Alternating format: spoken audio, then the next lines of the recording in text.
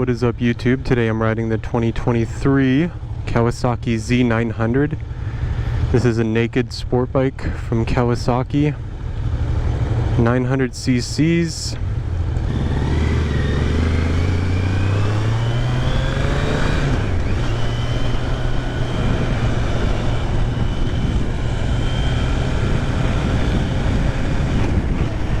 And this is a 4-cylinder engine.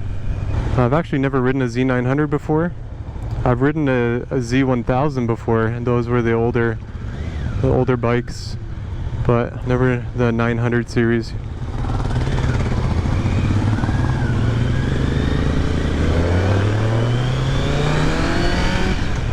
We're in sport mode today for the demo. Already I can feel it has a ton of power. Throttle response is very lightning quick.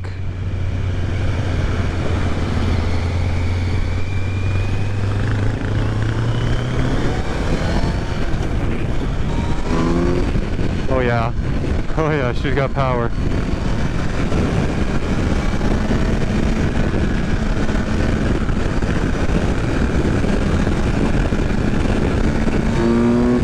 Oh wow, yep, there's the power.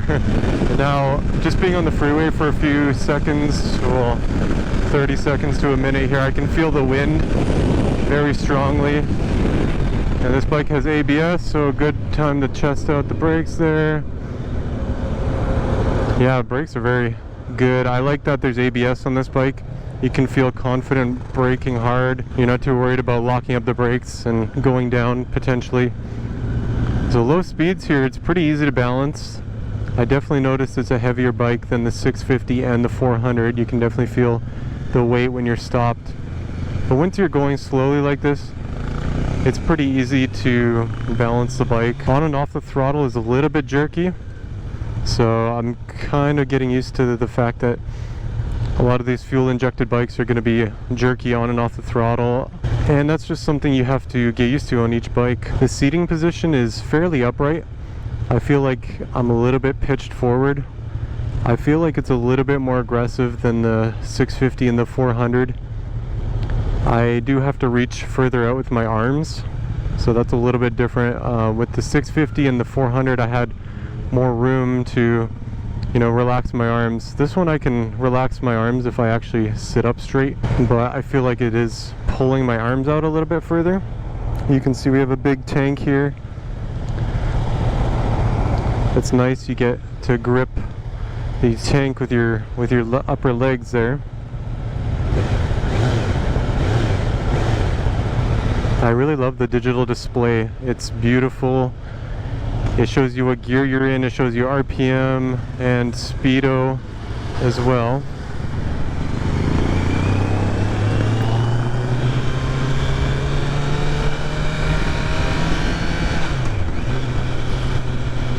The clutch definitely engages pretty firmly, I'm not gonna lie.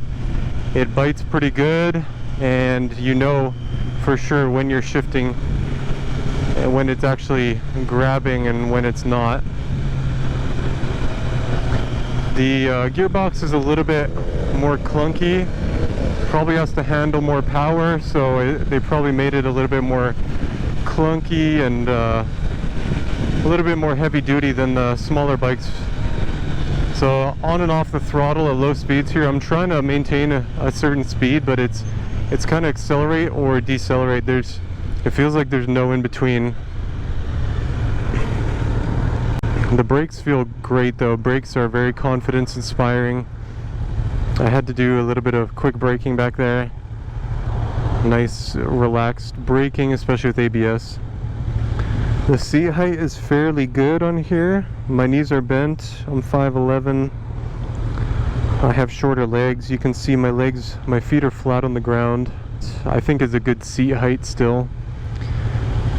I think someone even shorter than me could ride this, no problems. So yeah, shifting is very direct. You're either in gear or not. There's no confusion about whether you're in gear or not, whether you're shifting.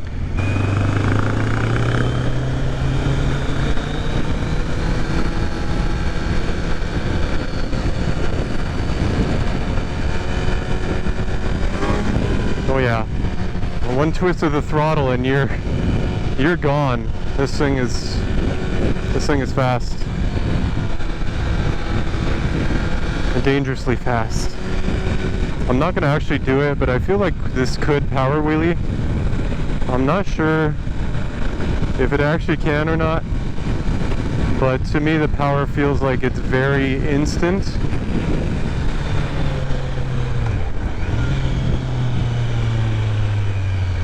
Power feels very instant, so I think if you go slow, your lower gears, you crack open the throttle all the way, I think you could probably get the front wheel up on here.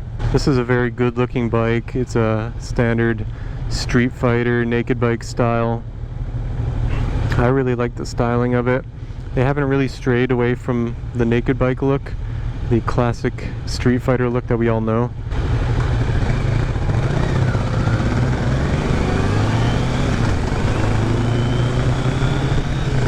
First to second gear is a little clunky going through neutral there, but it's pretty easy to take off from a stop. It's fairly smooth. You can make it, you can make it pretty smooth. It would just take more practice on this bike, I think. We're gonna take this corner. Let's go to second here.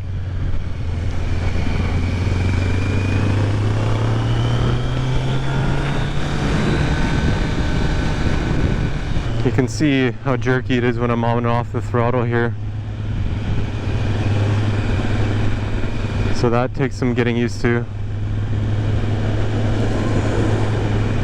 And going through corners, you want to be smooth, so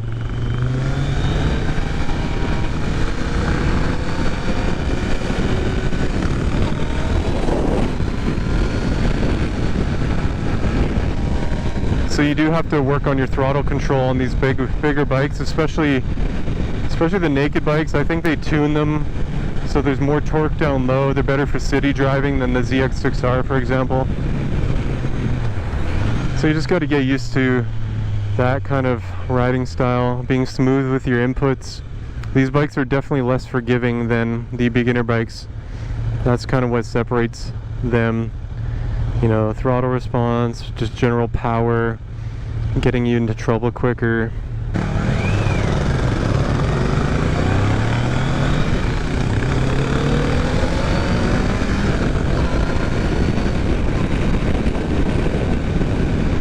I'm just gonna go ahead and say it. This bike is not for beginners. I don't care who you are. I would not recommend this bike to anyone that's just starting out riding. There's just too much power, too much throttle response. It's a bigger bike. I would recommend the 400 or the 650 as a starter bike, more so than anything 900, 1000. Those are just, you're just asking for more trouble, more problems, and the problems are going to be with yourself, not with the bike, and your ability to control the bike. Around this corner here. Cornering feels great. I have no issues with the cornering. It's so easy to lean over. It just feels super stable in the corners. And sometimes having a heavier, bigger bike actually makes it feel more stable, even cornering. Let's see if we can tuck a little bit. I don't know if I should rev match or not. It seems like it already has a... I don't know. I know this bike has traction control. There's different modes on here. There's rain, there's road, and then there's sport. I don't know if there's any race modes or anything. But right now it's in sport mode, and it's fast, it's peppy, responsive. It's actually very easy to ride. If you have experience, you have to know how to manage the throttle, the gear shifting, the turning on these bigger, more powerful bikes.